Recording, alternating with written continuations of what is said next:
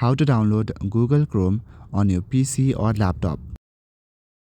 So in every laptop or PC, there is a default browser. It could be Opera, Edge, or Mozilla Firefox. Open any of these pre-installed website, then go to the search bar on the top and type in Chrome app.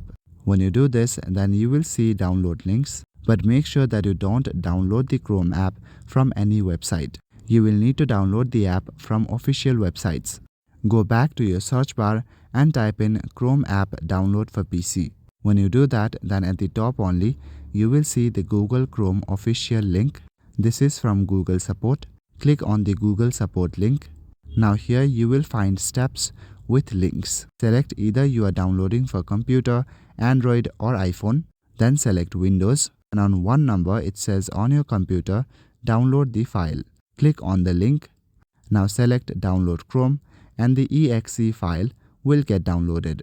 Once the exe file has been downloaded, simply open it.